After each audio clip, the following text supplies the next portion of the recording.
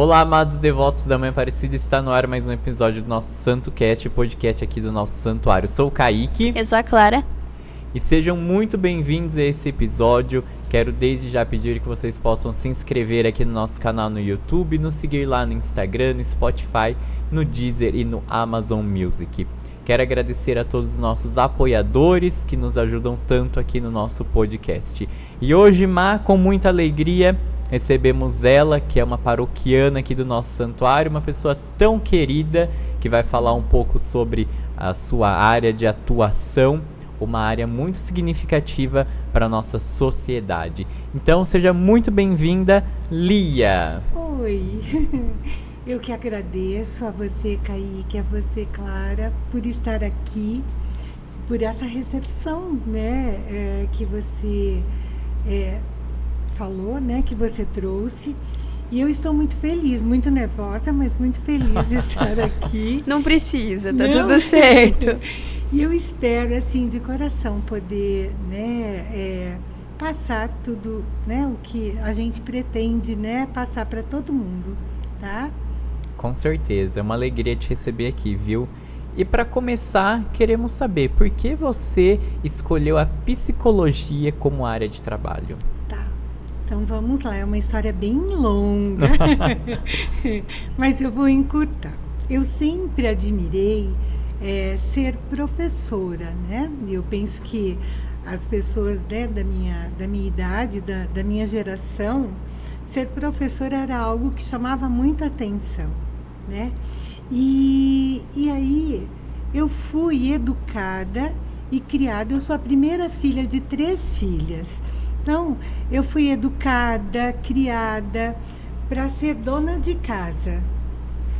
E quando eu terminei o meu colegial, meu ensino, meu ginásio, eu tinha 15 anos e eu falei para o meu pai, acho que eu vou estudar, vou fazer alguma coisa, mas não era da dinâmica da família naquele momento. Então, o que ele falou? Ele falou, imagina, você vai casar, ter filhos, ser dona de casa, não vai estudar, não faz isso.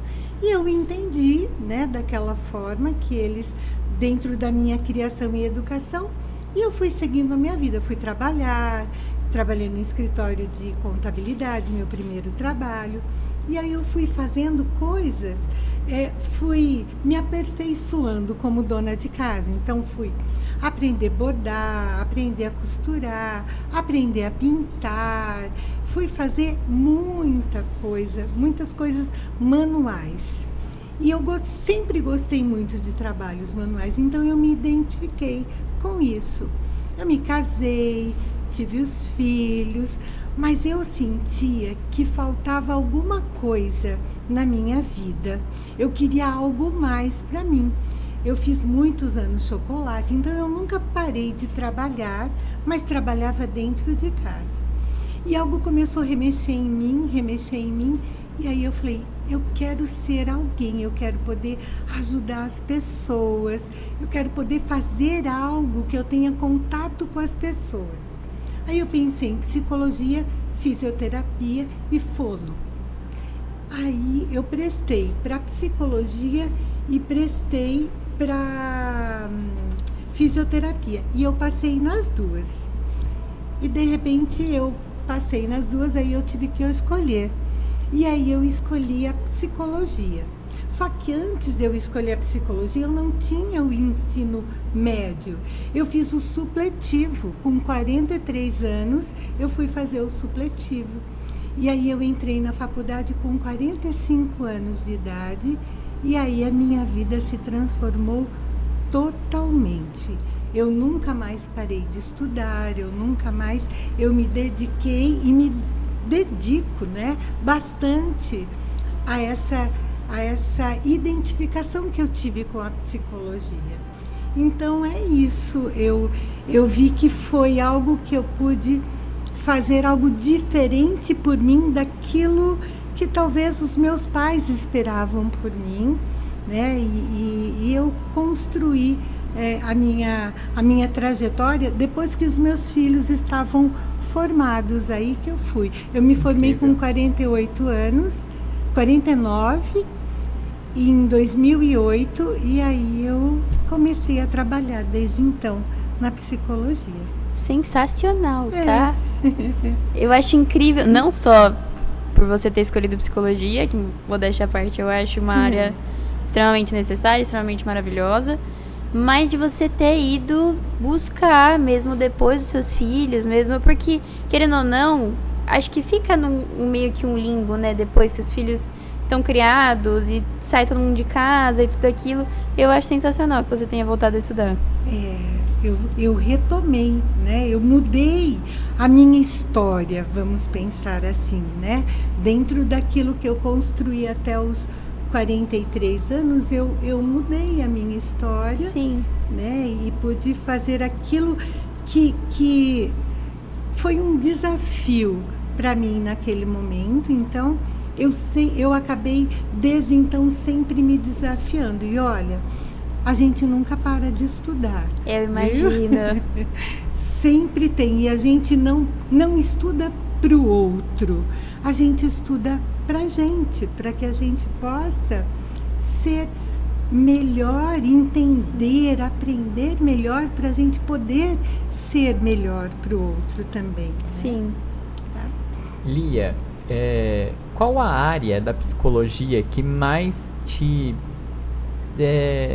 você mais se interessa, se podemos dizer assim? Tá, eu vou falar da minha área de atuação, porque mesmo ao longo do tempo da minha formação, eu também fui mudando o que eu gostava da psicologia, o que eu gostava, o que eu queria atender, o que hoje eu não atendo mais. Então, esse processo ele é bem flexível e a gente precisa prestar atenção. Hoje eu atendo, sempre atendi na clínica, eu atendia criança, meu público era bastante o atendimento de infantil, até a pandemia. Depois veio a pandemia e eu fui para o online, e aí eu atendi criança na pandemia, né, porque elas eram meus pacientes, então eu não poderia deixá-lo de atender online mesmo. Aí eu fui deixando, e hoje a minha maior área de atuação é adulto, família e casais. Então eu me dedico a estudar bastante principalmente casais e famílias, que eu fiz a minha última formação, terminou agora, não ano passado, porque eu fiz uma pós, mas terminou em 2023, mais uma formação que eu fiz, de casais e família. Que incrível. Que legal, sensacional. Que legal. E como você vê, qual é a importância da psicologia na nossa sociedade hoje? Na nossa sociedade hoje, olha, eu penso que a importância dela é, assim, imprescindível, porque tem tantas questões, né, que aparecem hoje. Eu penso que até esse janeiro branco que teve, Sim, que rolou da agora. saúde, né, da saúde mental, eu penso que nunca se difundiu tanto essa questão de se preservar, de se olhar, de se cuidar, né, a saúde mental. Então, eu percebo que nessa sociedade tão acelerada que nós, né, estamos vivendo, é muito importante, porque ninguém tem tempo para nada, ninguém tem tempo nem para si, nem para olhar para o outro. E isso tudo fica muito acelerado e ninguém presta atenção, só que as emoções, os sentimentos, eles estão aí, nós estamos vivendo isso. Então, eu penso que pelo homem ser, ele é biopsicossocial. Então, ele é um ser que ele é biológico. Então, ele tem um corpo aí fisiológico e ele precisa cuidar desse corpo. Ele é psíquico, né? Ele também é mental. Então ele precisa também cuidar desta saúde dele mental, de como ele pensa, de como ele se vê, de como ele lida com as coisas. E ele é um ser social também. Nós não somos sozinhos, nós somos seres sociais. Então, nós precisamos do outro também. Então, numa sociedade tão acelerada frente a essas questões, eu percebo que a psicologia ela é imprescindível. Mas antes da psicologia, nós precisamos pensar nesse ser biopsicossocial, porque a gente precisa cuidar da nossa alimentação, a gente precisa cuidar do nosso sono, nós precisamos cuidar também daquilo, observar quem somos, nos perceber diante, né, de quem somos, como somos. Então, a psicologia, eu penso que ela vem complementar, sabe, esta saúde mental. Eu penso que ela é nem complementar, é como se fosse integrada, porque nós precisamos pensar nela, né, para viver. Certo. Nossa, eu tô vendo que hoje vai ter bastante assunto, viu? Eu tô em casa, filho. Você é suspeita para falar sobre isso, né? E, Lia, quais são, hoje, quando as pessoas vão procurar atendimento psicológico, quais são as maiores dificuldades que essas pessoas têm? Tá. As maiores dificuldades que eu observo para a pessoa chegar até um profissional da psicologia, eu penso que o primeiro, como nós falamos, a sociedade acelerada, todo mundo quer algo rápido. Todo mundo quer algo assim, que seja rápido, que tenha como uma receita de bolo, sabe? Todo mundo quer um remédio, né? Isso. Me dá alguma coisa que... Isso, né? Isso mesmo, Clara. E psicologia não é assim. Psicologia, ela tem um começo, o tratamento, né? O processo, né, da psicoterapia, ela tem um começo. Mas o fim é quando os dois, pacientes ou clientes e terapeuta, eles veem a evolução. Sim. E vê que, olha, dá para parar, acho que é interessante isso. Então, isso é algo construído. Então, eu penso que esse querer rápido um resultado, eu penso até também nessa questão de querer o rápido, em querer se livrar logo do sofrimento, da angústia. Sim. Também. Isso é muito humano isso, né? Então, a gente querer se livrar disso, que dói tanto, causa tanto sofrimento. Mas não é dessa forma, porque cada ser humano é único e cada processo terapêutico também. Outra questão que eu vejo, que eu observo, é eu consigo resolver tudo sozinho. Eu consigo resolver isso sozinho. Não vai dar, eu consigo, eu resolvo.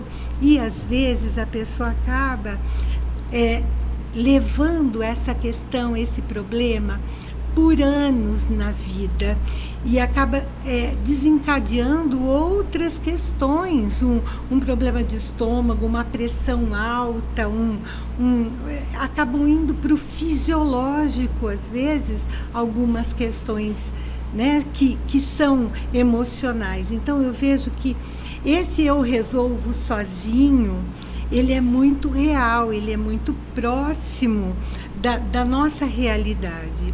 Outra questão que eu vejo são os recursos financeiros. A psicologia é muito cara, eu não posso pagar, eu não posso investir nisso. E então, essa é uma questão muito forte. E hoje eu observo que tem muitos meios de se procurar ajuda psicológica. Tem as faculdades que oferecem, sim, clínica e escola, tem instituições, tem paróquias, a nossa paróquia mesmo não tem esse atendimento. Eu não sei se já começou, mas tem. Tem. Sim. Tem, né? Não, Não, Jundiaí tem, o Anchieta tem clínica escola, em Anguera tem clínica escola. Você tem alguns CAPSs de fora de Jundiaí, o CAPS de São Paulo atende online. Isso. Então, eu vejo que também algumas UBSs oferecem esse Sim. recurso também. Então, tem como procurar algo, né, para poder se ajudar, para poder fazer algo, né, por si mesmo, para aliviar esse sofrimento. Né? Então, eu penso que talvez tenham mais coisas, mas eu enumerei essas porque eu penso que, para mim, elas são bem reais, bem frente ao que eu observo na clínica, né? Sim. Tá.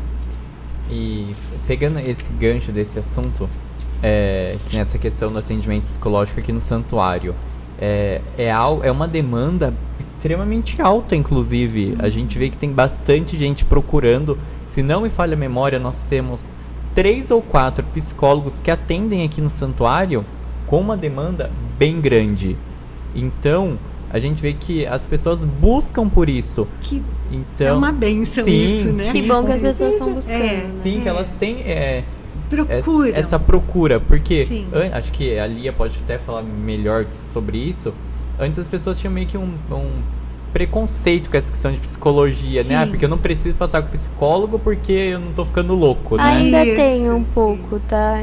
Ainda Tem. existe É de algumas real pessoas. isso. Só Sim. que hoje é bem mais, pelo menos eu sinto isso, é bem mais velado pelo discurso de acho muito legal, acho super necessário, mas eu não preciso. É isso. Eu penso que também não é só com questão psicológica, é em procurar um psiquiatra também. Sim, muito. Às vezes você precisa ser medicado por uma ansiedade, por uma depressão. Isso Que enfim, atrapalha a sua dinâmica diária. demais. E causa né, dificuldades. Então, procurar, né, a psicologia não é só para louco, é para todos nós. É pra todo mundo. Para todos nós. Sim, sim. E tem muita gente que acha que tá nesses quadros e é tipo, é a vida, pessoas mais velhas. Não sei como é que tá o Sim. público da igreja, mas às vezes o pessoal nos seus 40, os seus 70, que às vezes tá caindo num quadro de depressão e acha que é a vida, é isso. Isso também é real, né? Ignorar, né? Não Sim. dar atenção para né, o que está acontecendo. Sim. Isso é bem preocupante. E Lia, então nós separamos alguns tópicos Sim. de áreas que eu acredito que são as áreas que mais podem ter uma demanda assim. E a gente queria conversar com você especificamente sobre algumas. Sim. Tá? Pode ser? Pode. São tipo uns casozinhos que você pequenos escreveu casos. em pequenas frases, né? Exatamente. E o pessoal também, depois se tiver alguma pergunta, tá bom? Aí a Rafa, o João, depois vocês têm alguma pergunta lá pra falar pra gente, tá bom? Então, começando, Vamos lá. sua área que é um pouco de casais, famílias, vamos falar então um pouco sobre relacionamentos. Sim. Numa situação de uma relação afetiva onde não existe essa reciprocidade entre o homem e a mulher e o homem, qual o melhor caminho para seguir numa situação nessa situação? Nessa situação, então vamos lá. Olha, para ter um relacionamento, precisa ter um encontro, né? Precisa ter esse encontro. E pelo o que você trouxe, um só saiu do lugar e o outro não. Né? Um saiu e o outro não saiu. Então, não houve esse encontro. Os dois não saíram, só um saiu. E aí, como é que fica esse que saiu? Como é que ele vai olhar para este amor que ele está sentindo e que ele não vai conseguir receber? Como é que ele vai lidar com isso? E eu percebo que isso é muito difícil, porque aí você projeta todo esse amor para o outro que não consegue dar para você. e você tem que lidar com isso. Então aí tem frustração e tem uma privação desse amor que eu não consigo ter desta forma, esse amor amoroso, né, do relacionamento. Então, talvez possa acontecer uma outra forma de amor, ser amigo, ser colega. E essa pessoa que não consegue ser correspondida, ela precisa olhar para ela mesma e ver o que será que ela buscou nessa pessoa que ela não conseguiu ter. Como é que ela pode, que recursos dentro dela ela tem para ela tentar olhar e lidar. Ela vai sofrer, lógico, ela pode insistir, ela pode chorar, ela pode até entrar um pouco nesse humor mais deprimido, porque o nosso desejo é algo que não se esgota, ele está sempre, eu quero água, acabou, e agora eu não quero água, eu quero um suco. O desejo, ele não se esgota, ele sempre está circulando dentro da gente. Então esse amor, ele pode ir para uma outra pessoa, para algo que você goste, para você olhar para você e você descobrir do que você gosta, o que você espera do outro. Então é algo que é você se dar conta do seu limite. Eu não posso ter tudo que eu quero e nem tudo que eu desejo. E eu vou me sentir frustrado e privado disso. Mas eu posso lidar com isso, entendeu? Eu posso tentar olhar e resolver e me cuidar, fazer uma terapia, fazer coisas que eu gosto, sair com outras pessoas. Eu posso buscar, isso é saúde mental, eu tentar buscar outras formas, tá? E pegando o gancho, eu vou perguntar porque veio a calhar. É uma pergunta que não estava no roteiro que a gente mandou, mas eu vou fazer qualquer coisa depois a gente... Certo. E quando a gente tá falando, a gente pegou esse gancho de relacionamento. Sim. Um relacionamento que não teve encontro, não houve essa reciprocidade. Isso. E quando falamos de um relacionamento que teve um encontro, podemos dizer até de um namoro ou até mesmo de um casamento, e não existe mais essa reciprocidade nesse relacionamento. Qual o caminho para se seguir diante desse caso? Qual o caminho? Olha, o que eu vejo na clínica, que mesmo que o casal opte por uma separação, sim, na clínica eu percebo, na clínica de casal, que mesmo que eles optem para se separarem, vamos pensar assim, eles precisam estar bem um com o outro. Eles precisam, talvez, fazer até uma terapia para eles poderem, até para, se é separar, então vamos separar. Mas se não for, olha, essa reciprocidade, ela não existe mais. Mas o que nós precisamos fazer para a gente poder desenvolver isso? O que nós dois podemos... Porque quando há o desejo dos dois de ficarem juntos, eles podem buscar uma ajuda para tentar fazer algo, ter um momento deles, pensarem sobre a relação, o que um espera do outro, o que um projeta para o outro e não vem. Então, eles podem parar para isso.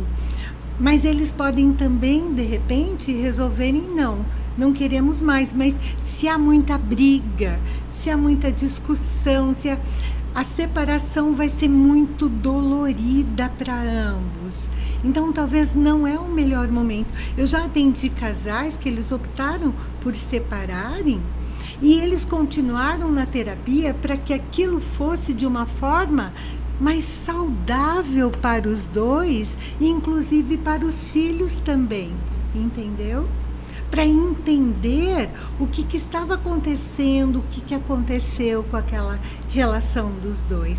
Será que eu me fiz entender, Kaique? Completamente, sim. Sim. Acho que quando a gente fala de relacionamento, você tem sempre que pensar que você tem que ter muita honestidade durante todo o processo, né? Aqueles que procuram terapia, com toda certeza, querem e entendem que tudo tem que ser falado, tem que ser colocado na mesa. Mas mesmo para aqueles que não chegaram até a terapia ainda, você tem que entender o que você está sentindo e o que o outro está sentindo e ser verdadeiro. Porque se você não entender o que está acontecendo, se você não conseguir expressar o que você está sentindo, vai ser caótico.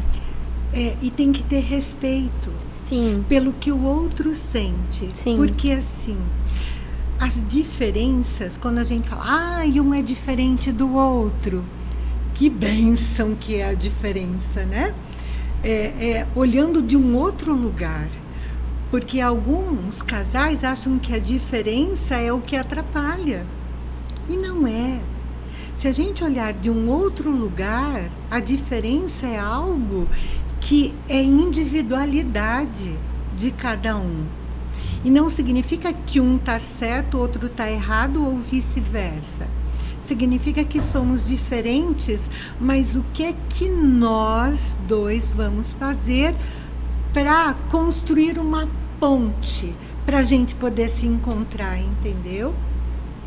É ter respeito com quem o outro é, como ele sente, como ele pensa, e ele pode oferecer isso para mim e vice-versa, sabe? Sim. E aproveitando que a gente está falando sobre isso, questão de relacionamentos. Tá. Talvez não só relacionamentos de casais agora, mas relacionamentos, ciclos de relacionamentos ruins. A gente sempre se vê presos a relacionamentos que talvez não dão certo, seja afetivamente, seja de amizades, que de qualquer forma acaba de uma maneira dolorosa ali. Uhum. Como que a gente lida com esse tipo de situação? Tá. Eu penso que até isso que você falou nesse questionamento já tem uma resposta. Certo. Tá? Por exemplo, quando eu me vejo presa nesse círculo de tipos de relacionamento e que me machucam, eu penso que isso já é um start, sabe?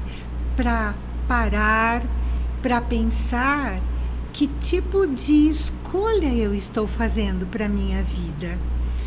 O que é que eu estou ligando, né, nessa minha questão amorosa?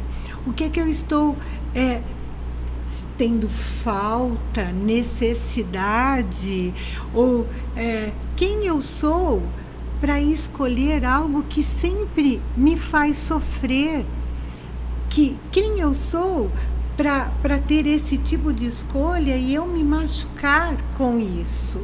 Então eu penso que pensar neste ciclo, né, de escolhas já causa uma boa reflexão, bons questionamentos para a pessoa se olhar e ver que história ela tem com a família, ver como são os tipos de relacionamento que tem na família, como cada um escolheu, como ela está se colocando, que vulnerabilidade ela está para ela poder pensar dessa forma. Nossa, até essa questão, nossa, tudo que eu escolho é ruim. Então, o que é isso para ela, né? Para que ela está pensando dessa forma, que as escolhas dela são ruins?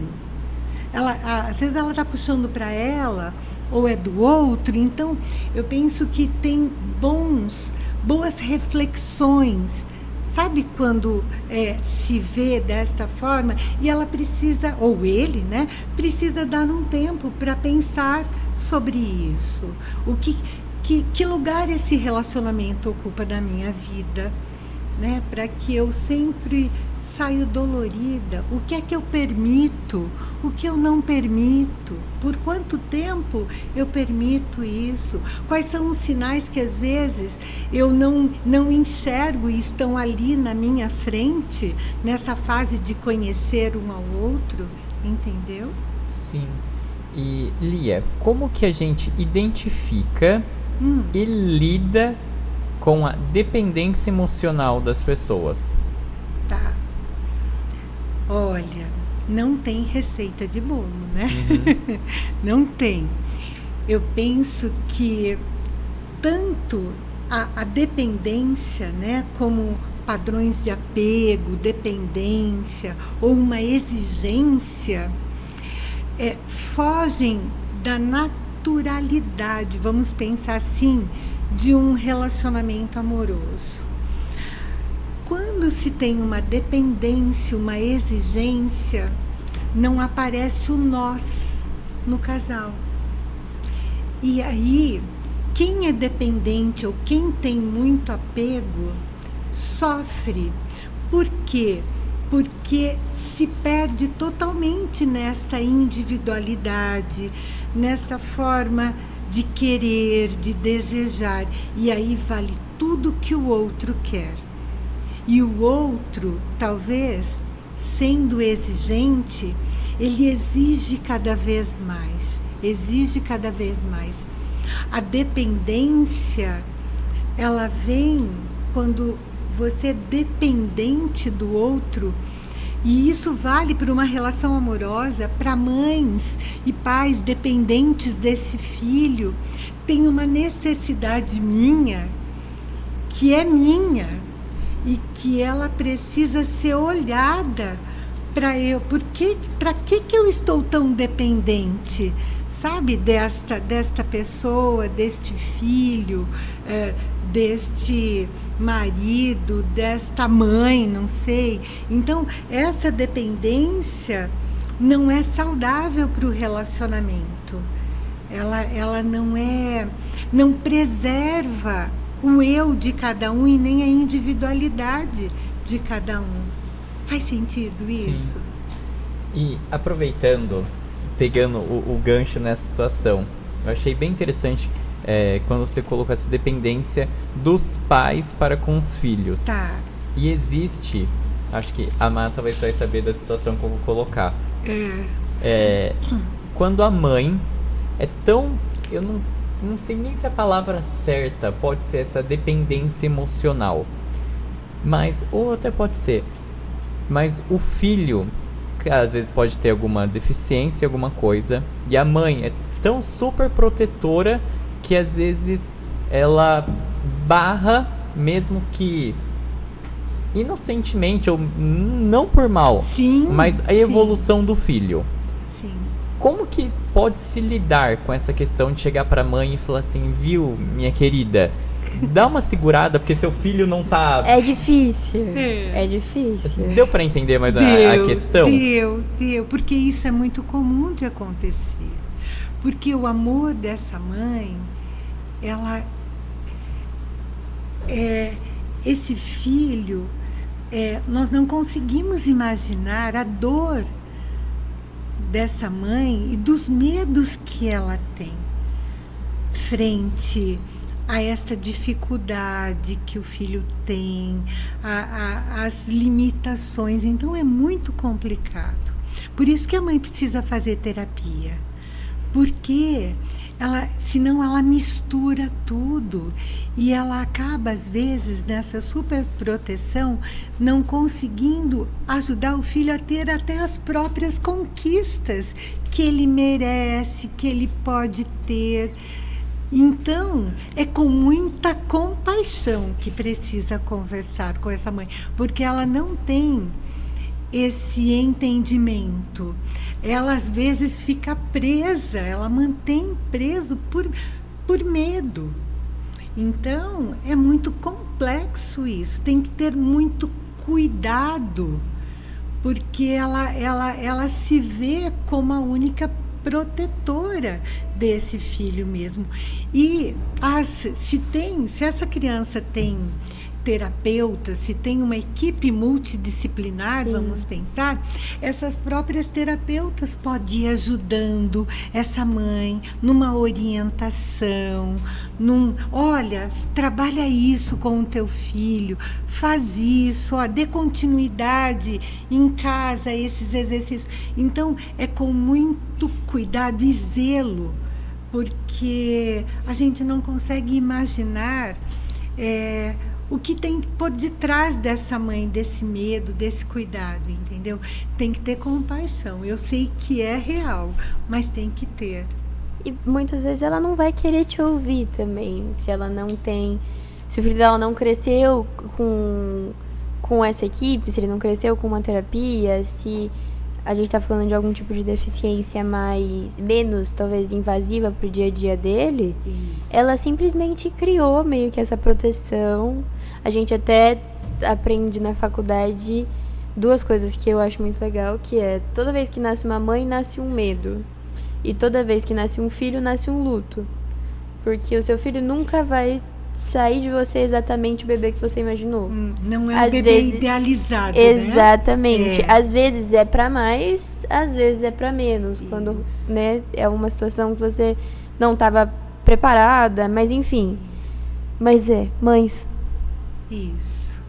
São mães que precisam ser ajudadas, acolhidas dentro daquilo que dá para ser feito e até falar às vezes com compaixão, olha, desta forma ele não evolui tão bem, tem que ter caridade para conversar, sabe, para falar. Certo. E ainda nesse âmbito de relacionamentos, como lidar com o medo de uma pessoa ficar sozinha? Vou dar um exemplo.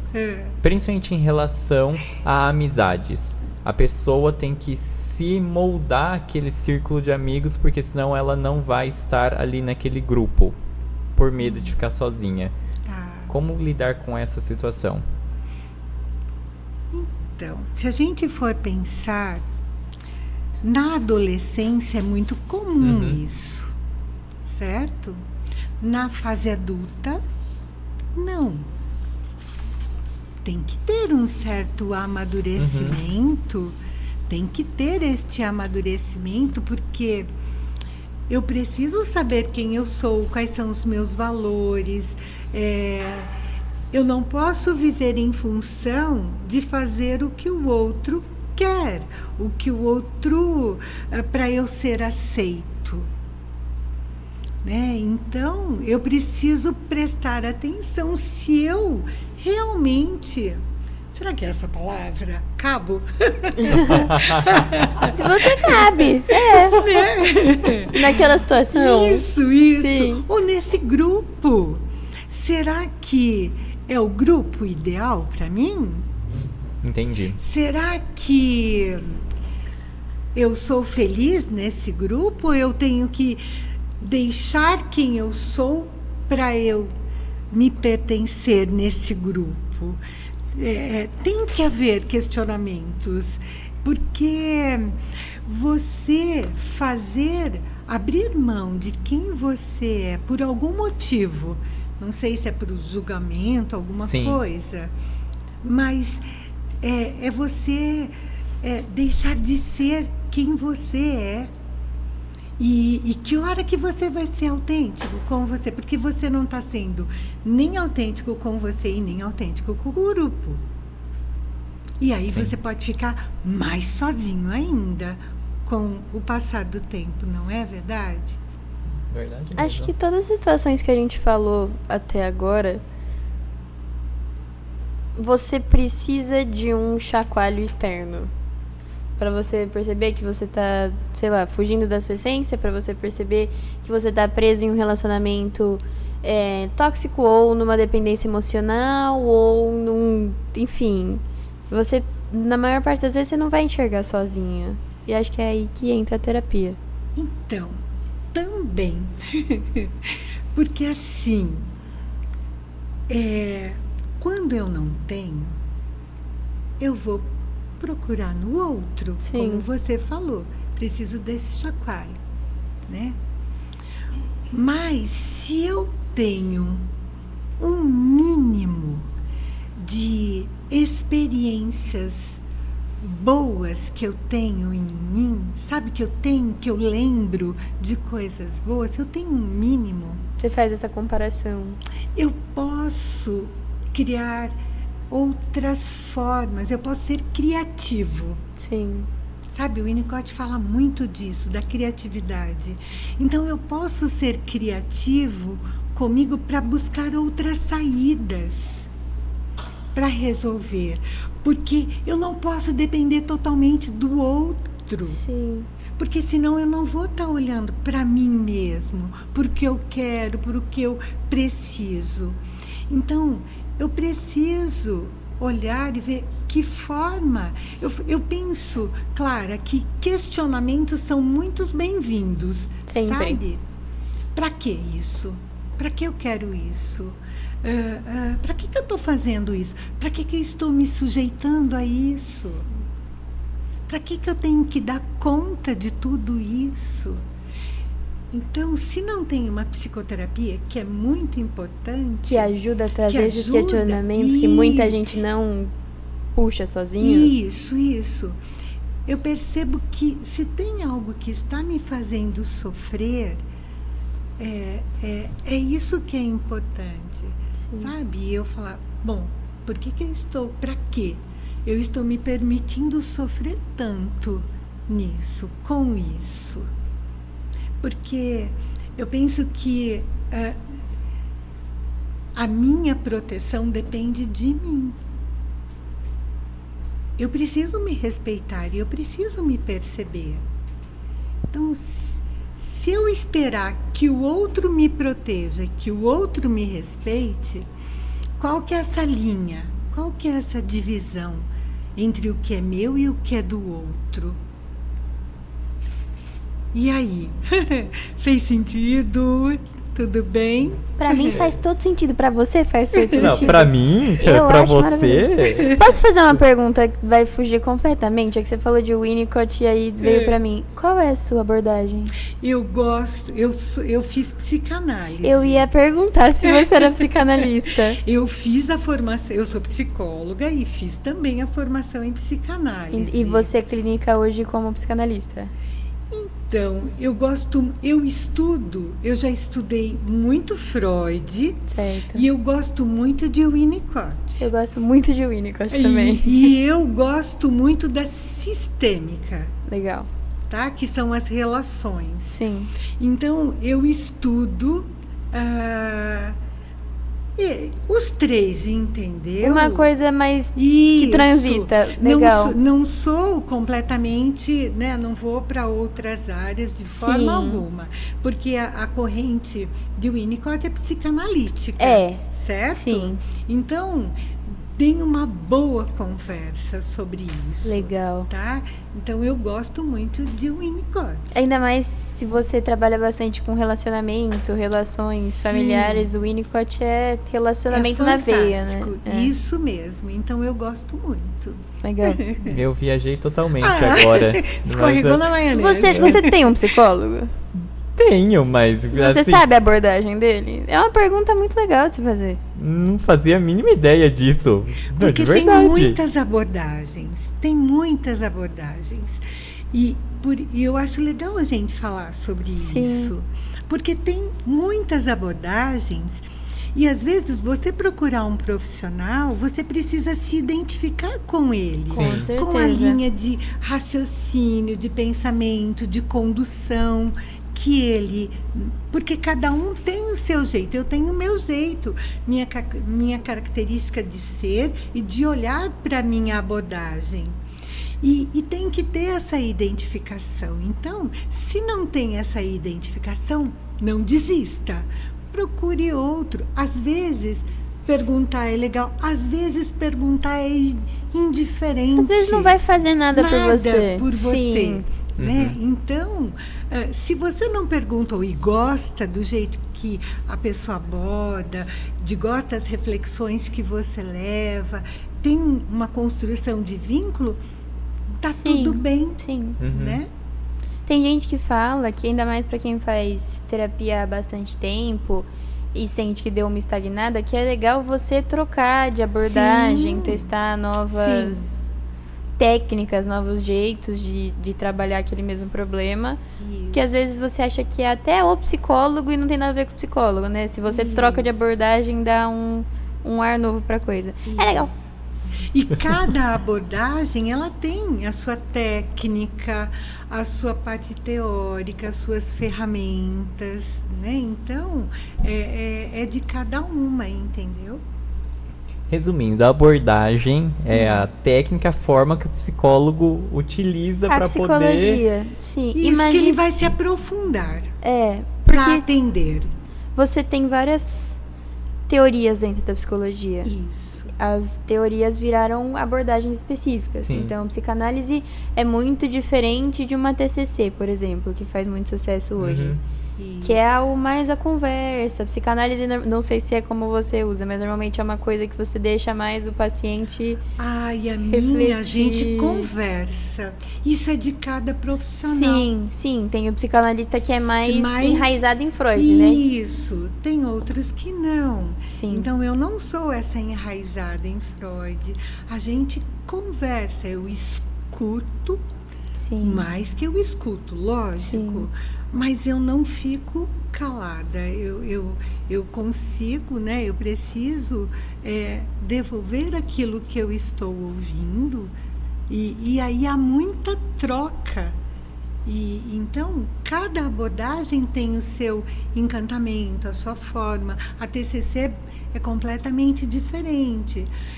Tudo depende, eu vejo assim, Clara, tudo depende de como a abordagem vê o homem. Sim. Você tem que se identificar muito com a sua abordagem. Muito com a sua abordagem. Então, por isso que eu não acho legal cada hora, vou para essa, vou para aquela. Não, ficar meio que misturando. Sabe? Misturando, porque isso não é bom nem para você, nem para quem você está atendendo. Então, a abordagem é sua, não é de quem você está atendendo. É o que você falou, às vezes seu paciente ele não está... Ele gostou de você e do jeito que a coisa flui. Isso, é isso mesmo, Clara. É isso mesmo. O que é TCC? Terapia comportamental cognitiva. Que todo mundo faz hoje. Não todo mundo, mas a grande maioria. Ela cresceu bastante nos últimos anos. Isso. Ela cresceu bastante, ela tem um outro tipo de olhar, outro tipo de técnica. Tenho amigas queridíssimas que são de TCC, que são feno, né? Muito isso, gosto legal. muito também. E a gente, às vezes, troca. Sabe, ela traz algo, olha, está acontecendo isso. Porque tem uma coisa da psicologia, né? Que é o tripé. É estudar, né? Não parar de estudar, fazer terapia e ter supervisão. Né? Então, esse é o tripé da psicologia, tá? Que incrível, viu?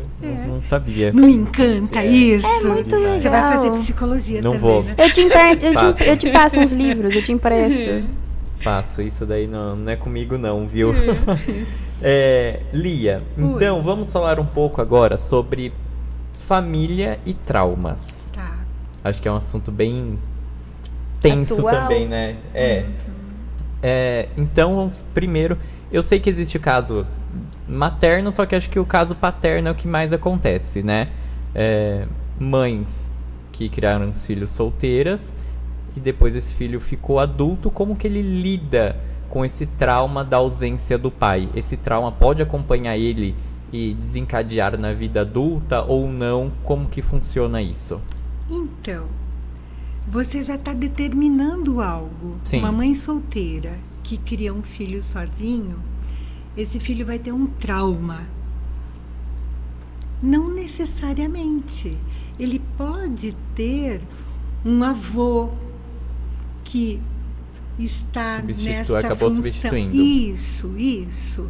O que a gente pode pensar, Kaique, é que frente a um abandono paterno ou materno, um abandono mesmo, pode causar muitos traumas, sim, porque o abandono, ele é algo que traz uma ferida muito profunda. Eu não fui desejado pelo outro, eu não fui esperado pelo outro. Então, ele pode trazer, mesmo tendo um substituto, né, alguém que substitua esta pessoa, pode desencadear, sim, alguns traumas. O Winnicott, ele fala isso, que o bebê, acho que a Clara vai poder me ajudar bastante aí, ó. O Winnicott, ele fala que o bebê, os primeiros meses de vida do bebê, ele tem uma dependência absoluta dessa mãe, deste olhar, deste cuidado. Então, imagina um bebê não ter isto. Tem até o René Spitz que fez um estudo quando teve não sei se foi a Primeira Guerra, porque isso eu vi na faculdade, se foi a Primeira ou a Segunda Guerra Mundial, que os pais que iam para os campos, né, para as batalhas, ficavam com os filhos, com os bebês. E esses bebês, eles ficavam num hospital para serem cuidados enquanto os pais estavam lá na guerra. Sim. E esses bebês, eles eram cuidados pelas enfermeiras, pelos médicos, enfim. Só que eles eram cuidados, tinham muitas crianças, e eles eram cuidados, não faltava, eram limpos, não faltava o que comer, davam, só que não tinha interação. Não era o mesmo, não era o cuidado materno. Não tinha interação, não tinha olhar Sim. que constituísse, não tinha colo que dava sustentação. E muitos bebês, eles desenvolviam uma depressão, uma apatia frente ao mundo ao seu redor. Então, para a gente imaginar o quanto é importante, né, ter pessoas, pai, mãe ou cuidadores, que nesses primeiros meses esse bebê, ele precisa desta pessoa para ele se sentir. Depois ele vai adquirindo uma outra percepção dele, ele interage, começa a sorrir, começa a balbuciar e ele vai evoluindo. Então, se a gente for pensar nos impactos, é muito grande quando tem, sabe, esse desamparo de não ter, assim, nada que ofereça esse suporte. Então, Sim. pode gerar muita insegurança, pode gerar uma ansiedade, né? Pode gerar muitos impactos esses traumas, de não ter este cuidado, de não ser oferecido esse cuidado. Se tem um cuidador, alguém que cuide, que faça esse papel, esse lugar. Eu vi o outro podcast da Maiara. Isso. E ela falou dessa questão de apoio, né? E principalmente hoje, antes não tinha essa questão de depressão pós-parto. E hoje tem. Então, como é necessário esse apoio? Porque esse bebê, se essa mãe está em depressão, ela precisa de ajuda, porque ela não está conseguindo olhar para esse bebê de uma forma que o constitua, sabe? Sim. Então, esse apoio é essencial, né? E como lidar, então, com esta questão do abandono, seja um abandono materno ou paterno? Tá. De um dos dois ou dos dois, né? Isso causa impacto na criança e vai Sim. ter no adulto também, tá certo? Porque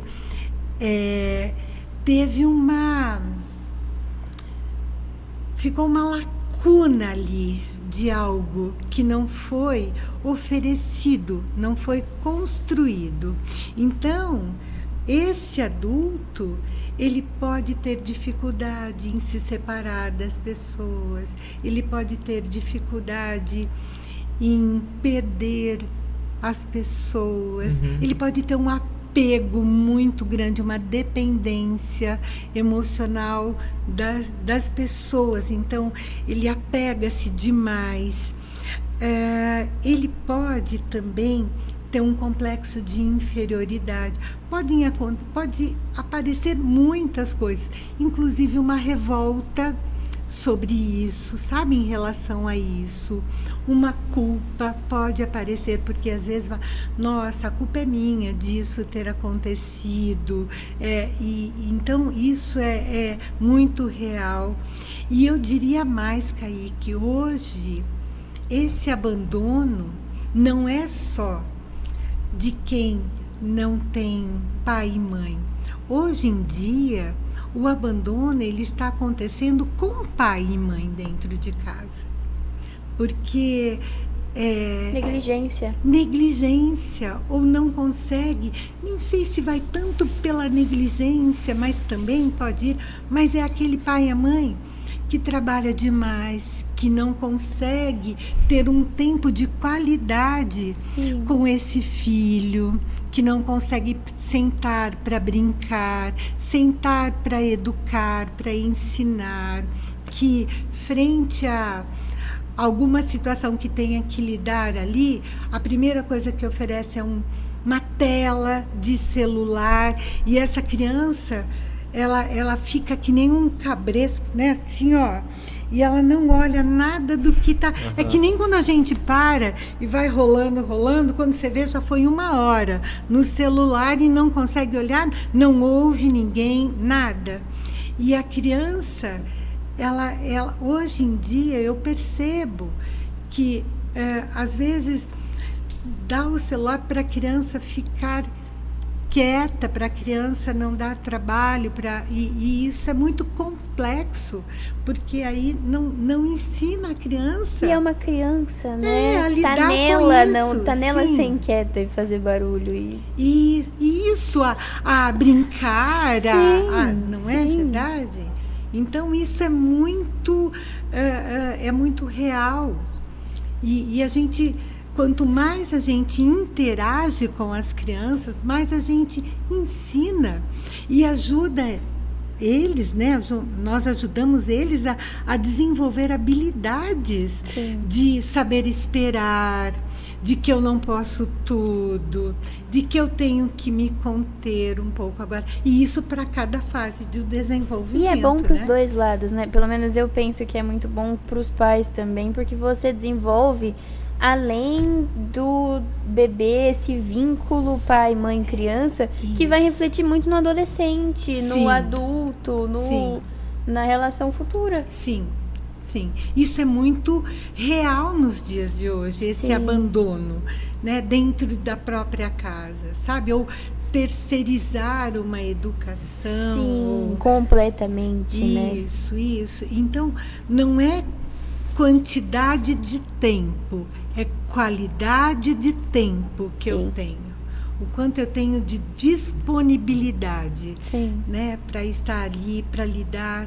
Eu sei que é muito difícil lidar com a birra, lidar com as fases deles, mas eles precisam da gente, porque é a gente que ensina, é a gente que desenvolve isso neles, né?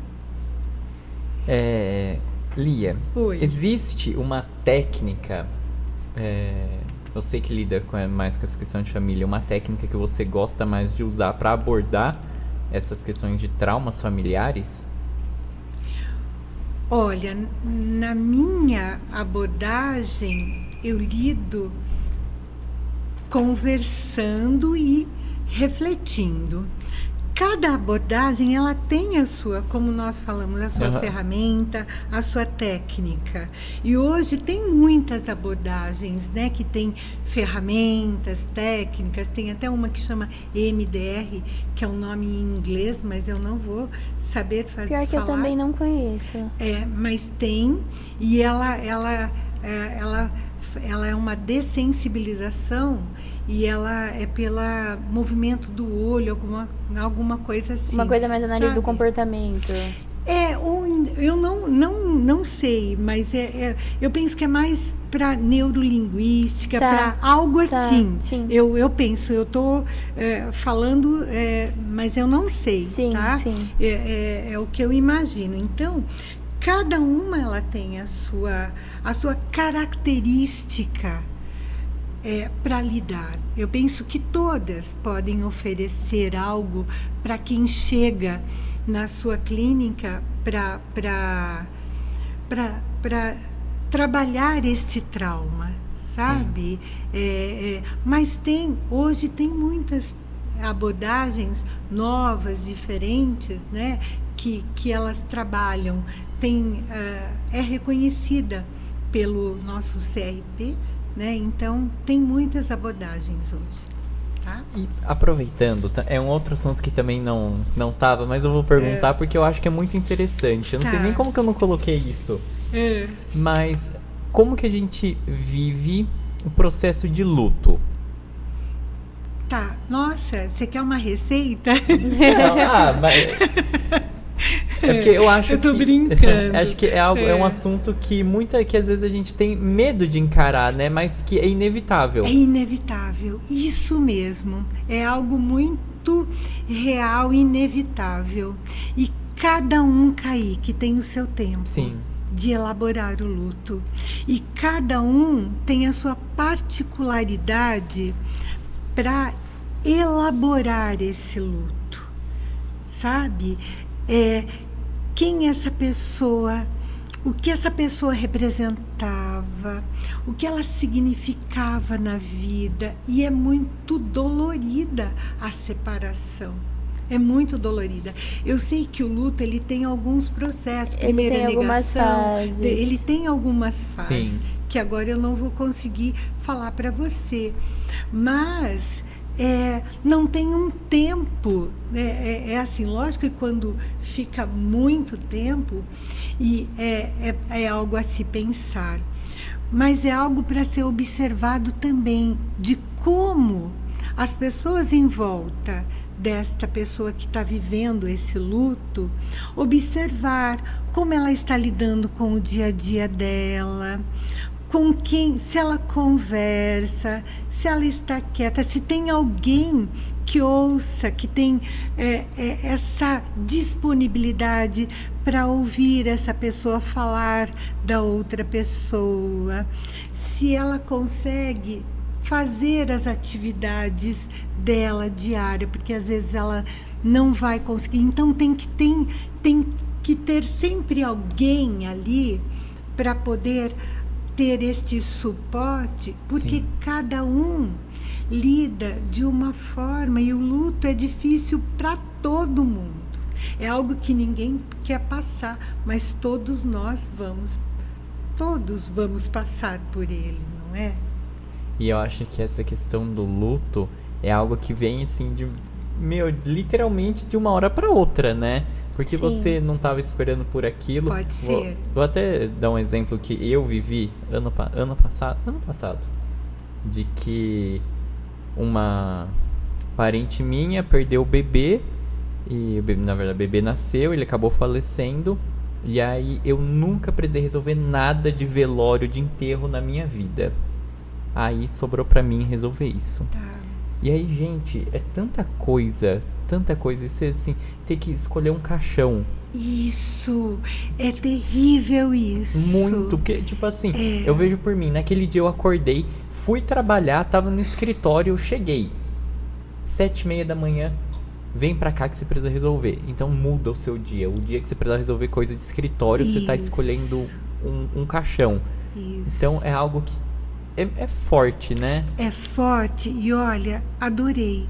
Apesar de triste, eu gostei do seu exemplo, porque, Kaique, você já tinha programado o seu dia. E você precisou mudar completamente e ter força e coragem para resolver tudo isso. Você teve que ter um respaldo seu interno para você poder fazer algo para ela que precisava. Sim. Então, é algo que você não esperava ser vivido. Mas, com certeza, você aprendeu muita coisa, você sentiu muita coisa. E são essas experiências que vão ficando dentro da gente e que nos ajudam em outras experiências, em outras questões. E então, aproveitando, já pegando o gancho nessa questão de dia a dia, a gente tá falando de algo que aconteceu que era inesperado, já pulando para essa questão do dia a dia. Como que a gente faz para identificar aquilo, não sei se a gente pode chamar assim, mas eu vou falar qualquer coisa, você me corrige. Tá. De um estresse comum que a gente tá vivendo no dia a dia, de um estresse que a gente tem que procurar ajuda psicológica? Tá. Olha, eu penso que o estresse todos nós passamos, todos nós. Sim. Talvez não de uma forma tão intensa, ou de uma forma mais profunda, né? E o estresse é sempre diante de uma situação de perigo ou de uma situação de ameaça. Uhum. Então a gente pode pensar nessas duas situações, Certo. de perigo ou de ameaça. E alguns a gente lida, né? E vai, e continua. Outros a gente não lida muito bem. Outros são bem... exige mais da gente, né? E quando a minha atividade diária começa a ser prejudicada, o que eu faço? Por algo por um estresse que eu passei, e eu começo a não conseguir fazer aquilo que eu fazia no meu dia a dia, das coisas que eu lidava, aí está saindo, já é algo que a gente precisa prestar atenção. Ou mesmo quando as pessoas começam a perceber ao nosso redor: opa, você está muito irritado, você está muito nervoso. O que está acontecendo? Então, é algo que o outro, quem está ao nosso redor, também sinaliza de que tem algo que não está bem. Entendeu? Então, aí é o momento de procurar ajuda. Às vezes, uma preocupação excessiva, algo que é um medo, sabe, grande. Então, isso acaba... Eu falo que o estresse, ele tem reações físicas e emocionais. Então, pode dar uma dor de cabeça, pode dar uma dor de estômago, sim, pode subir um pouco a pressão, né? Coisas na pele, às vezes, desencadear. Então, a gente tem que prestar atenção para procurar ajuda. Quando é aquela coisa que perdura numa intensidade maior, né? Isso, quando aquilo é constantemente, diariamente.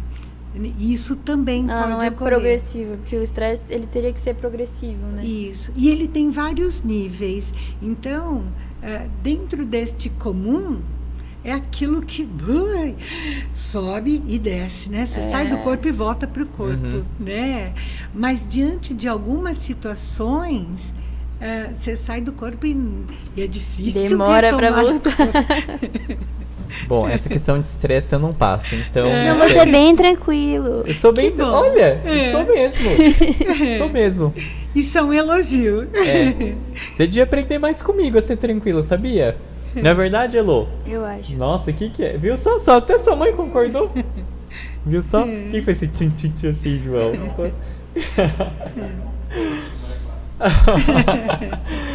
Lia, aproveitando, pegando esse gancho então, que você falou diariamente, eu acho que pode entrar nessa questão do estresse também. Tá. Trabalho exaustivo. Quando eu tô no meu trabalho, e aquilo me exausta e acabo me estressando por causa do trabalho, ou talvez é um trabalho que eu não gosto, só que é aquele típico, acho que infelizmente é muito como na sociedade hoje, de que eu tenho que trabalhar por obrigação, tenho que trabalhar para pagar uma conta. Sim. Como lidar com esse tipo de situação? E que gera um estresse. Isso. E que pode até gerar um burnout, alguma coisa Exatamente. assim. Tá. Porque o burnout, ele vai sempre para o âmbito corporativo. Mas você falou... Mas pode ter exceções também? Pode ser por outras questões. Tá bom. Né? Então, quando você falou de algumas situações. Sim. Eu não gosto do trabalho. Eu não me identifico. Então, tem uma insatisfação aí. Certo? Certo. E aí, é aquilo que a gente estava falando. Se tem uma insatisfação, eu preciso ver o que eu estou fazendo nesse trabalho? Como que é? Porque é muito mais gostoso. Eu amo o que eu faço. Não é fácil, porque eu estou sempre com pessoas que sofrem, então não é fácil. Mas eu amo muito o meu trabalho, eu gosto muito dele. Mas quando você não gosta, o que é que você pode fazer por você? Porque tem aquele trabalho que eu me cobro muito também. E que eu me perco nesse trabalho, eu tenho um nível de exigência comigo mesmo muito grande. E aí eu acabo esquecendo de mim, eu deixo de comer, eu pulo refeição, eu levo trabalho para casa, final de semana eu levo trabalho, quer dizer, eu não me desligo desse trabalho. E aí é muito, vai dando um cansaço excessivo, certo? Gera um cansaço muito grande, porque eu me perco nisso e eu só me volto para esse trabalho e aí vai gerar muita complicação, vai gerar assim, um cansaço físico, mental, emocional, vai desencadear muitos sintomas, sabe? Então, vai faltar foco, vai ter insônia, vai demorar para dormir e vai acordar muitas vezes durante a noite nisso. Então, eu penso que você se perde de você mesmo, sabe? Nisso, e você sai do teu eixo. E aí tem que ter uma intervenção, tanto psiquiátrica como psicológica, porque não dá para, sem medicação é muito difícil. Pode levar por um quadro depressivo grande, porque aí os pensamentos negativos, eu não consigo mesmo fazer, porque aí você está tão cansado que aquilo que você estava acostumado a produzir, você não produz. Porque é uma bola de neve, né? Então, começa a alterar a concentração, foco, e aí essa pessoa precisa tomar uma medicação para ela voltar, para dar uma relaxada e fazer a psicoterapia. E devagarzinho ela possa ir se reconectando consigo mesma, sabe? Ver o que ela pode fazer por ela, se esse trabalho vale a pena, tá custando a saúde dela, física, emocional, tá custando talvez o relacionamento da família com a família, tá custando o relacionamento do casal com os filhos. Então é algo que precisa ser repensado, quanto isso vale a pena ou não, né? E o trabalho em conjunto, a psicoterapia com o psiquiatra. Sensacional. A sua equipe perguntou se você vai pagar ela pela consulta ou não. Eu não vou responder essa. Vocês são... não vou me estressar. Mas tá você aprendendo. falou que é calmo, né? Eu sou calmo, tá vendo? Então, eu sou calmo. Isso. Eu também sou muito calma. De vez em quando. Pergunta pro marido. Depois vai ser com ele a entrevista. E tá vendo? Até perdi que eu ia Perdeu o rumo. Não tem problema. Lia, Ui. existem práticas e hábitos que nós podemos ter para cuidar melhor da nossa saúde mental? Eu sei uma, ir no Gifa. Olha aí que legal! Olha aí. Pode ser uma. Eu só vou no Gifa quando eu tô estressado. Não fui esse ano ainda. Tá. Nem ano passado, nem um dia. Eu sei, Né? Olha, eu penso que nunca se falou tanto em saúde mental. E eu acho fantástico, né, Sim. Clara, para a nossa área, porque tem que ter esse equilíbrio de saúde física e saúde mental. Precisa ter, né? E a questão da prática, eu percebo que cada um tem a sua. Você falou a sua. Você falou que gosta de ir no Gifa. Sim. Eu adoro, eu falo que eu tenho caixas lúdicas na minha casa. O que são caixas lúdicas? Na psicanálise tem a caixa lúdica, que é um monte de brinquedinho, e aí você oferece para a criança brincar, mas cada um tem o seu propósito, né? O seu significado. Eu tenho muitas caixas lúdicas na minha casa para eu poder brincar. Eu adoro bordar, eu adoro pintar, eu adoro fazer trabalhos manuais. Então, isso me distrai e isso me tira muito. Então, do estresse, daquilo que eu preciso para me acalmar, me reconectar comigo mesma. Então, cada um precisa olhar e ver qual é o seu, qual é a sua caixa lúdica, não sei, ou a sua válvula, né, de escapar.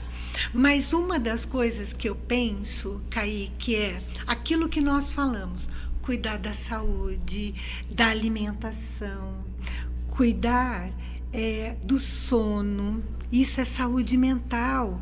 Cuidar da alimentação, cuidar do sono. Você praticar uma atividade física, talvez não precisa ser aquela coisa de ir na academia, ficar, né? Mas às vezes dar uma volta no quarteirão, sentir o vento, sentir o sol, sentir... É você se motivar a fazer algo, Sim. Entendeu? Eu penso que a saúde mental, ela é, além da psicologia, é o quanto eu me olho. Eu falo, às vezes, eu não tomo a medicação, não faço uso da medicação que é diária, eu deixo de tomar uma medicação. Isso não é saúde mental, isso é você não se autocuidar, não vai no médico e deixa de ir procurar um médico. Isso não é saúde mental. Procurar um médico é saúde mental. Então, a saúde mental, ela permeia muitas questões além da psicologia, sabe? Porque é o quanto eu me motivo, o quanto eu me olho. Até aqui, ó, se a gente for pensar, aqui na nossa comunidade, quantas pastorais tem e quantas pessoas de bastante idade vêm para pastoral e encontra com pessoas e conversa, porque tem esse lado social também, a saúde Sim. mental. E Legal. Isso é muito importante para todos nós, né? Ter esta socialização, este encontro com pessoas. A minha mãe tem 86 anos e ela lá tem o grupo de rua né, que tem, né, aqui, né, nas que eles fazem a reza nas isso, casas. Que fazem e a minha mãe participa e elas se encontram. Hoje é o grupo de rua. Quanto isso não está sendo saúde mental para todas que estão lá reunidas, rezam, depois conversam um pouco, tomam um cafezinho, saem de casa. Então, o quanto essa saúde mental ela é muito mais do que a gente imagina, né? Que legal, gostei disso. Você gostou? Gostei disso, gostei. Você vai na reza da rua também?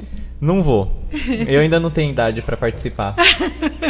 Deve ter um ticket mínimo de idade, tá? Porque eu nunca fui em nenhuma reza da rua com uma senhora que tem menos de 70 anos.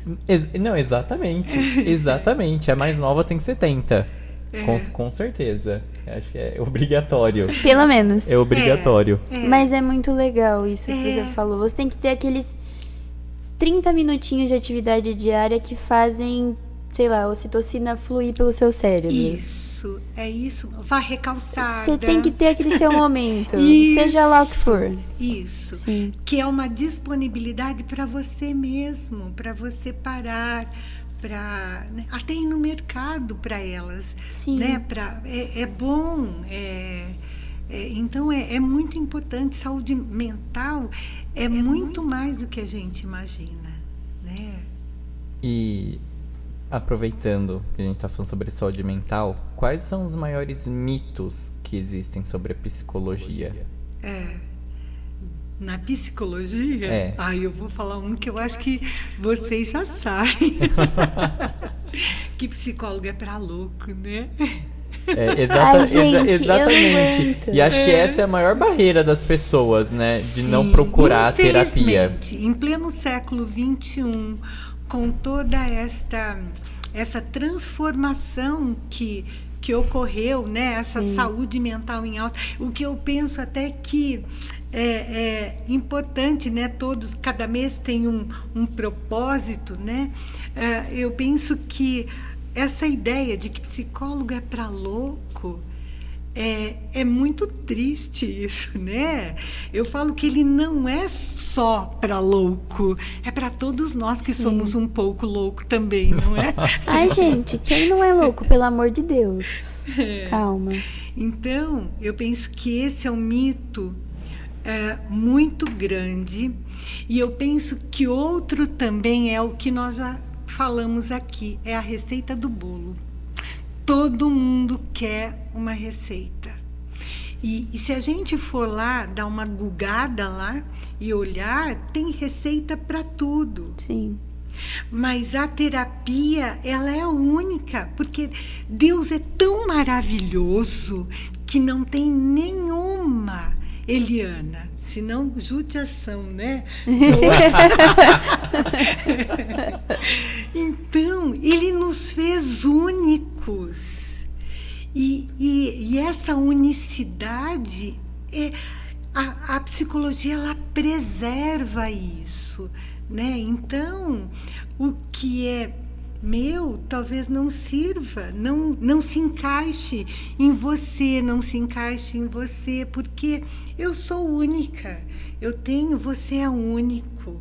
Sim. Você é única, e nós somos muito mais do que estamos aqui conversando, não é verdade? Então, eu penso que é uma judiação, em pleno século XXI, a gente querer, né, dar continuidade nessa ideia de que psicólogo é para louco, né? Eu não vou citar nomes, mas minha mãe pode até confirmar a história.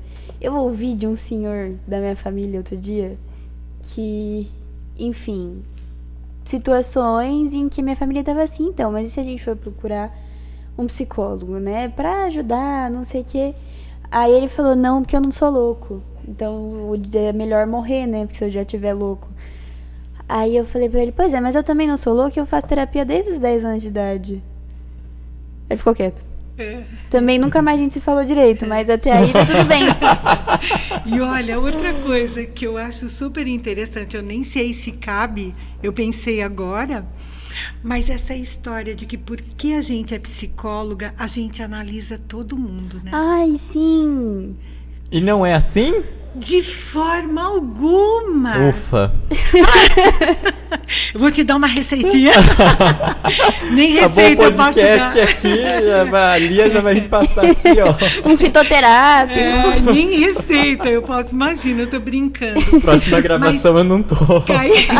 Kaique, isso é muito real. É até incômodo, porque assim, eu nunca falo que eu sou psicóloga, porque tem esse preconceito. Sim. Porque pela gente ser psicóloga, o outro, nossa, eu vou estar julgando, eu vou estar pensando. Sim. Imagina, quando eu estou fora do meu atendimento ali, eu sou a Eliana, eu sou a Lia, né? Eu sou a pessoa. E eu não vou olhar para os outros e analisar, avaliar, porque eu vou estar julgando a pessoa. E a psicologia, se tem uma coisa que a psicologia me ensinou, é que é o julgamento, não haver julgar. De forma alguma o julgamento. Sim. Isso, eu penso que isso purifica, sabe? Vamos pensar assim, né? A relação, porque o julgamento é terrível. E então, nós somos muito mais. Eu sou muito mais do que eu estou falando aqui. Você é muito mais. Você todos nós temos uma história, uma vida. Então, avaliar, analisar, nossa, longe disso. Sem ser paga, não vou avaliar, não. Consulta com a Clara vai ser cara, viu? Né, Elô? Vai fazer valer a pena o investimento mesmo, hein? Tomara, gente, mais 3 aninhos. Você ser o secretário. Como meu marido fala, vou atender seus telefones. Lia, Oi. que mensagem você deixaria para as pessoas que pensam em fazer terapia, mas tem esse pé atrás por achar que é coisa de louco? Tá. Olha o quanto eu escrevi, quanto eu refleti. Vamos lá. Eu penso que tudo isso que nós conversamos aqui, saúde mental, estresse, abandono, traumas, julgamento, eu penso que relacionamentos, né? Eu penso que viver é como a linha do coração, sabe? Vai, sobe, desce, sobe, desce, sobe, desce. Então, viver não é garantia de que a gente nunca vai ter um sofrimento. Viver é a gente conseguir ir além do sofrimento, porque o sofrimento ele é inevitável, ele vai chegar. E sabe o que eu pensei? Quando você precisou dar todo aquele apoio para sua prima. Uhum. E foi de muito sofrimento, de algo que você nem imaginava. Então, muitas vezes, ele é inevitável. E nós não temos como evitar ele, e nós vamos construindo a nossa vida, a nossa história. E tem coisas que acontecem que são boas e tem coisas que acontecem que não são boas. E isso é aquilo que eu falei, o coração, né? A linha do coração. E sejam com traumas, com feridas, com abandono, né? Isso ocorre com todos nós, mas isso depende de como isso repercute dentro de mim, de como eu lido com isso, de como eu olho para isso. E isso é dentro da individualidade mesmo de cada um, né, desse mundo interno que cada um tem. Então, um trauma, né, alguma coisa, uma ferida que acontece na nossa vida, ela precisa cicatrizar. Ela precisa, porque senão nós vamos levar essa ferida aberta, esse sofrimento, e a gente, às vezes, olhando, pensando, a gente vai reconhecer pessoas que levam isso, que acostumaram com isso, o que é muito triste. E as feridas, elas precisam ser cicatrizadas. E eu penso que, diante disso, a gente pode pensar como que essa ferida pode cicatrizar e ela pode fechar. Então, eu pensei em 3 passos. Primeiro, é algo que eu vejo que não acontece muito hoje, é a gente se acolher. Nós nos cobramos muito hoje em dia, nós nos exigimos muito e a gente não se acolhe muito. Então, nós precisamos acolher essa dor, olhar para ela e ver, né, o que aconteceu é o autocuidado, é o olhar para mim. E eu falar, né, com alguém, eu conversar com alguém que me escute, que foi aquilo do luto, né? Sim. E é eu poder falar com alguém sobre, mas primeiro eu tenho que acolher a minha própria dor, a minha própria história. O segundo passo que eu penso é como é que eu vou cuidar dessa ferida?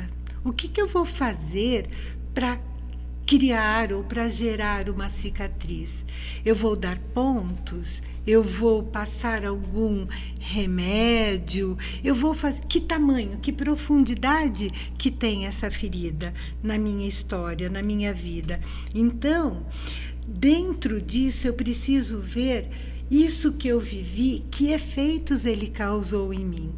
O que mudou na minha vida com este sofrimento, como eu me vejo no mundo, como eu vejo as pessoas, o que transformou este abandono, este desamparo, né? O que mudou a minha história e que efeitos isso causaram para criar essa fenda, esse machucado.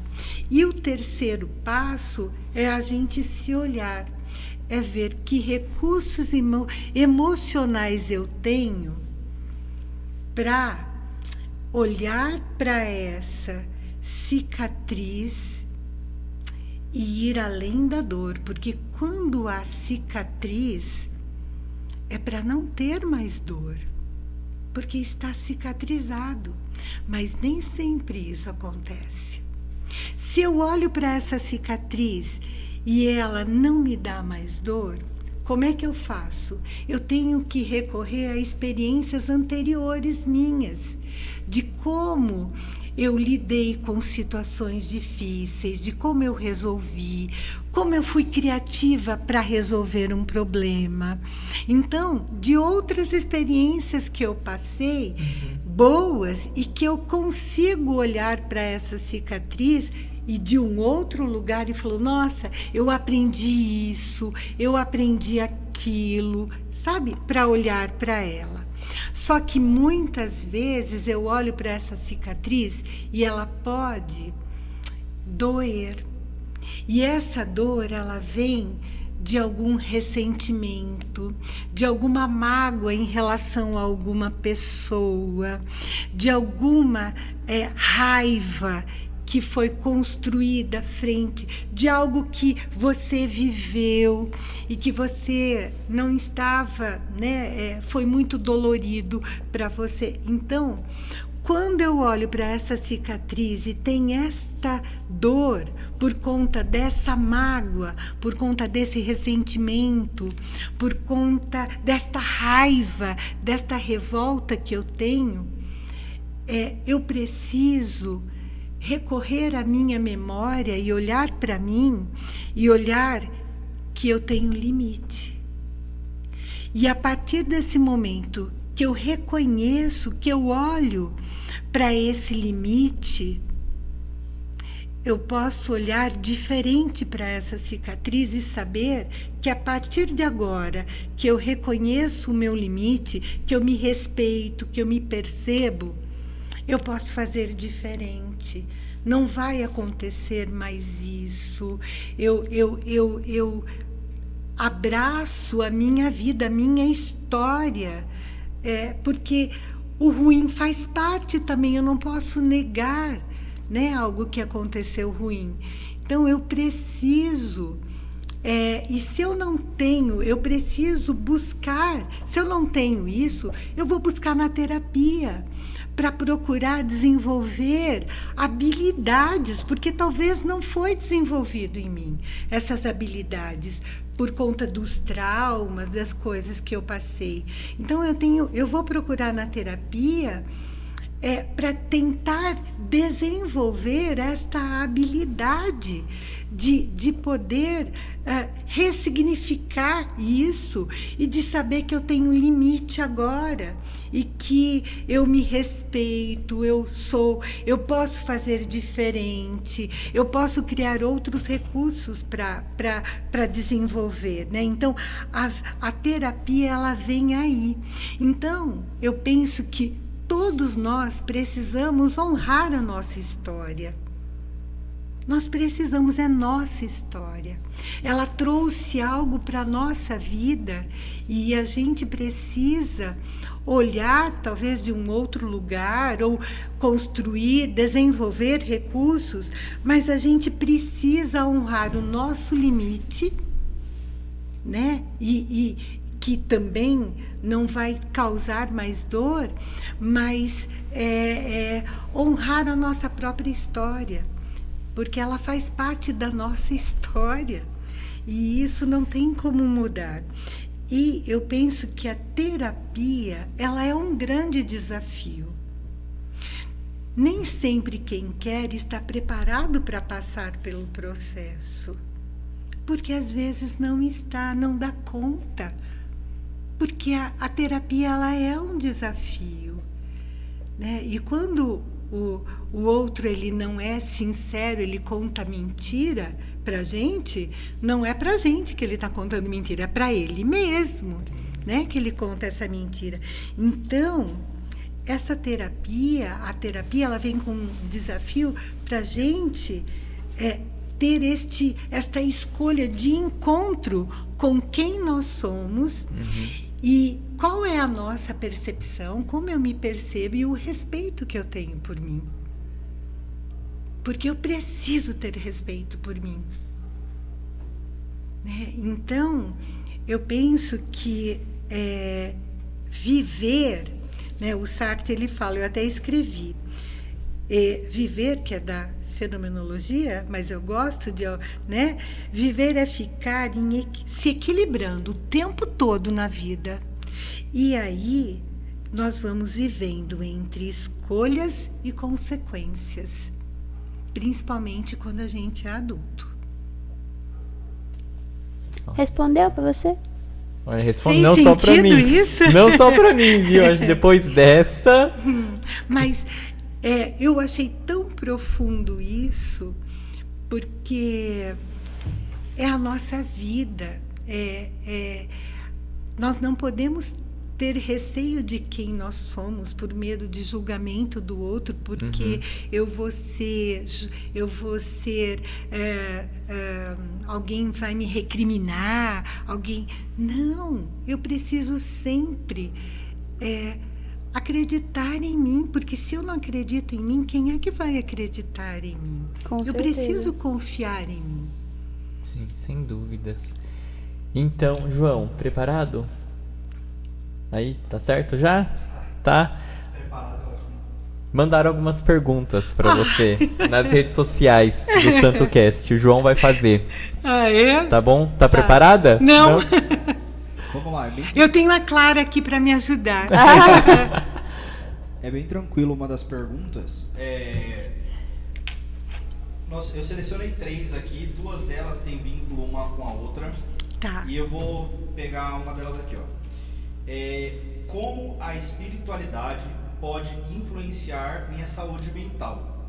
Existe alguma relação entre fé e equilíbrio emocional? Nossa!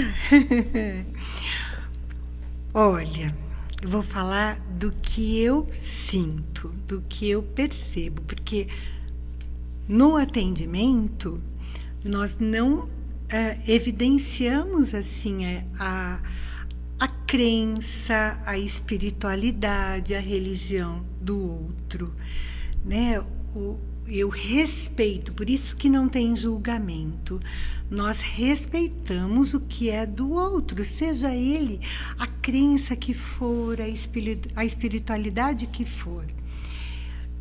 O que eu observo, né, em mim, se a religião, se a espiritualidade, vamos pensar assim, ela vai para um caminho que ela te traz paz, que ela te traz esperança, que ela te traz um novo olhar para a sua própria vida, para a sua própria forma de se conectar com a tua própria fé. Eu penso que é saudável, que é algo que ajuda, que de forma alguma ela é para não ajudar a espiritualidade, de forma alguma, mas ela traz a esperança, ela traz amor, e o amor é o ponto fundamental da vida humana, né? Porque dentro da minha espiritualidade, né?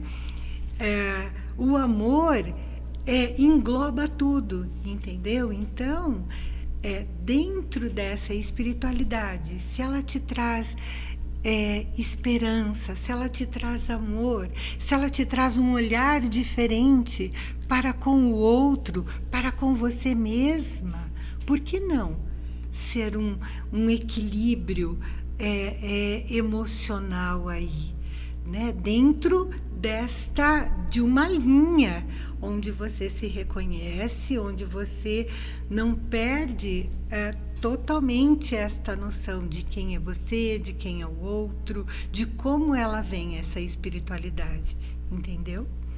Tudo bem? Tudo ótimo. Agora tem uma segunda pergunta aqui, que eu acho que vou até tomar o ser ousado, né, em dizer. A Lia é católica, né, Lia? Sim. Devota de Nossa Senhora. Sim. Amém. Eu acho que você poderia até expor um pouquinho o lado Lia e o lado psicóloga nessa pergunta aqui. Tá. Então, se a pessoa é católica, como posso entender e lidar com o conceito de perdão dentro da minha religião, né? Tá. A religião católica. E de que forma isso me ajuda a curar as minhas feridas emocionais, né? Tá. Então, assim, o perdão dentro da religião católica, e de que forma isso pode curar as feridas emocionais? Tá. Bom, quem não perdoa é quem sofre. Esse é o primeiro ponto, né? Se eu não perdoo o outro, eu sofro muito. O outro talvez nem imagine esse sofrimento que eu tenho, que eu levo comigo, né? E eu preciso me conectar comigo mesmo do que representa esse perdão. Porque talvez, é uma hipótese minha, se eu não consigo perdoar, o que é que aconteceu para eu não conseguir olhar para este outro diferente? Como é que eu consigo olhar para esse outro sem pensar neste amor? Porque, com certeza, se eu não consigo perdoar, na minha hipótese, é porque isso fez muito mal para quem está sofrendo e precisa perdoar, né? Isto foi talvez devastador, não sei. Então, não é o outro, sou eu que vou precisar e sou eu que vou precisar me olhar e trabalhar esse perdão, esse questionamento, essa reflexão comigo mesma, porque isso está fazendo mal para mim e com certeza eu vou lidar com as pessoas de forma diferente e eu não vou ser autêntica comigo mesma. E eu achei interessante porque ela colocou que ela é católica, então há uma angústia muito grande aí de ser católico e não conseguir perdoar. Há uma angústia muito grande. Então, até me arrepia isso. Então, talvez ela não consiga fazer isso sozinha, esse processo, sabe? Talvez nisso que eu coloquei os 3 passos, né? Tem a ver com o perdão também, né? Se acolher dentro disso que o outro fez, não sei se é algo assim ou não, mas precisa parar, porque é muito sofrimento isso.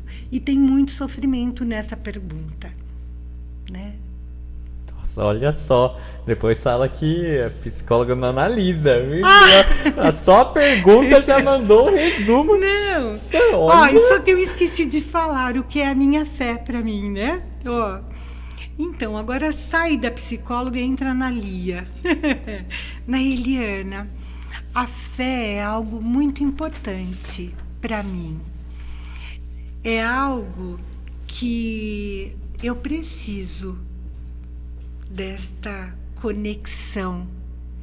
Tanto é que quando eu fui escolher a minha profissão, eu falei, eu quero ajudar pessoas. Eu quero tentar. Não sei se eu consigo o tempo todo, mas eu quero tentar ajudar as pessoas. E foi numa novena de Nossa Senhora que eu me coloquei, não posso chorar, que eu me coloquei nos pés delas e eu falei, o que eu estou querendo para mim? O que eu estou fazendo? E ela me ajudou, no meu entendimento, a decidir a minha abordagem, e ela me ajudou a acreditar, porque eu fui criada para ser dona de casa. E eu relaborei a minha história e pensei no meu desejo. Só que eu pensei no meu desejo frente também à minha espiritualidade. Eu não misturo a minha espiritualidade, a minha religião na minha clínica.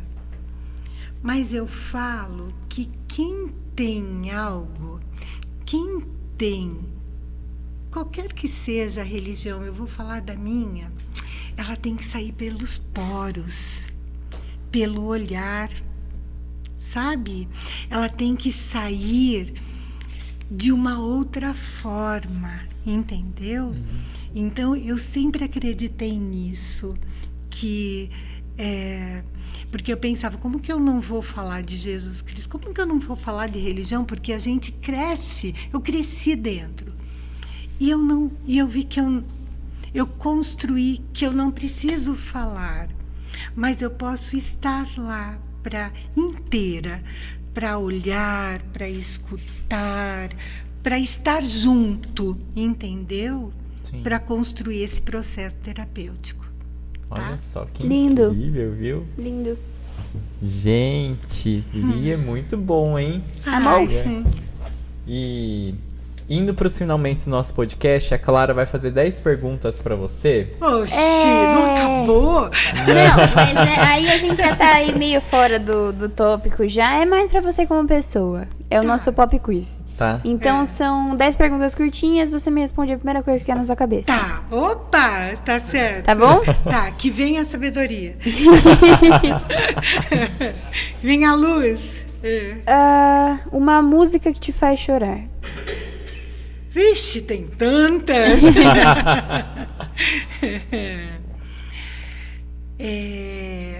E agora? Nossa, tô tão nervosa que sumiu. Como que é? É uma sobre família. Será que é do Titãs? Não é família A, família E, não. É uma do Lulu Santos, que ele fala que ele está voltando para casa, que primeiro ele fala disso, isso mexe muito, porque quantas vezes a gente volta para casa dentro da nossa família, a gente quer encontrar talvez de uma forma e encontra de outra forma. Sim. E essa música me toca muito. Não vou saber o nome porque eu não guardo o nome, então Mas vamos é lá. essa. Mas é essa. Uma comida favorita. Uma comida, eu adoro feijoada, principalmente a da minha mãe. Uma palavra que descreve você. Esperança. Bonito. Um animal de estimação. Eu não tenho. Se E tivesse. Hoje a gente tá ligado, porque a gente mora numa chácara e o Vlad compra quirela para atrair os passarinhos. Então eu penso que é passarinho, sabe? Não estão na E sua casa, mas borboleta. estão no mundo todo. Então, mas a gente vê muito passarinho lá e ele faz questão de deixar bem na frente de onde a gente senta Sim. para comer. Então a gente olha eles comendo, tomando banho. Que bonitinho. Então eu penso que é passarinho e borboleta. Passarinho. É. Um curso que você gostou de fazer. E esse último que eu terminei, que é a formação de terapia de casal e de família, aprendi muito, muito, muito sobre as relações, sabe? todas as nossas relações e aonde a gente vive, na família. Né? Um medo. Um medo? Ixi, nunca pensei no medo. Eu acho que um que eu expus, eu falei para Elô, eu não gosto de me expor e eu vou ter que me expor. Uma pessoa que te inspira. Uma pessoa que me inspira. Olha, pode falar duas? Pode. Bom, primeira Nossa Senhora, porque eu gosto muito de ouvir. Eu penso muito, e ela guardava tudo em seu coração. Isso é o meu lema, sabe? Porque às vezes, boca fechada, a gente aprende muito mais do que falar, sabe? Então, eu gosto muito disso, dessa. E todos os meus professores que deixaram algo deles para mim, sabe? E então eu penso nesta, se for nesse, né, porque teriam muitas outras, sim, sabe? Então, os meus professores e Nossa Senhora, podia falar o meu marido, né? Que toda a minha mudança causou muita mudança nele. Então, somos outras pessoas, porque quando um na casa muda, o outro muda, todo mundo muda, né? Eu falo que é que nem a família Addams, tinha aquela nuvenzinha, né? Então, se tem alguém irritado, todo mundo fica irritado. Mas se tem alguém de bem, né, que olha e faz e se comporta diferente, o outro também. Não estou falando que é por minha causa, não, mas do que a gente construiu hoje, tá? Uma cor. Uma cor? Ai, eu adoro marrom. Um lugar que você quer conhecer. Um lugar que eu quero conhecer, que já está nos meus planos, de onde os meus avós vieram. Eu quero ir para a Espanha, principalmente Málaga, que o meu avô veio de Málaga. Então, eu quero conhecer a Espanha. As raízes. Isso. E, por fim, uma bebida. Uma bebida, água. Só adoro água. Mas gosto do chopp, do vinho. Mas primeiro é água. Perguntar isso pra mim, eu sou suspeito pra falar. É isso, gente. Olha só que incrível, viu, Lia? Foi muito bom. E nesse momento, agradecendo a sua presença aqui, quero, junto de todos, rezar uma Ave Maria por você. Amém. Pela sua vida, pela sua história, pela sua família, para que Nossa Senhora possa continuar sempre intercedendo por você. Amém. Ave Maria, cheia de graça, o Senhor é convosco. Bendita sois vós entre as mulheres, e bendito é o fruto do vosso ventre, Jesus. Santa Maria, Mãe de Deus, rogai por nós, pecadores, agora e na hora de nossa morte. Amém. Que Nossa Senhora possa sempre Amém. Passar à frente dos seus caminhos, da sua vida e interceder por você, viu? Sempre estar junto comigo. Amém. Com certeza. E agradeço imensamente em nome de toda a equipe você ter aceito o convite de estar aqui. Já era pra gente ter gravado antes, né? Mas Deus quis que fosse hoje da maneira que foi, né? Então agradeço imensamente você estar aqui. Gostei bastante, viu? Gostei bastante. Não, você não pode falar. Você não pode falar. Então, Lia, muito obrigado, viu? Eu que agradeço. Muito obrigada por você ter aceitado. A confiança de vocês, né, terem depositado e que eu possa ser luz, né, dentro desse podcast, de que nós não estamos sozinhos. Sim, sempre com certeza. Tem alguém para nos ajudar, e a gente pode se ajudar, e procurar ajuda é o melhor caminho. Vai ser, eu com agradeço, certeza. Tá? Com certeza. Muito, de coração. Então, agradeço imensamente a todos vocês que nos acompanharam, que vocês possam compartilhar esse episódio, se inscrever aqui no nosso canal, nos seguir lá no Instagram, no Spotify. Também quero agradecer a nossa equipe que está aqui hoje. Má, muito obrigado. Eu que agradeço, e você já sabe, né? Façam terapia. Isso aí, gente. Muito obrigado e até o próximo SantoCast. Tchau! Tchau! Tchau.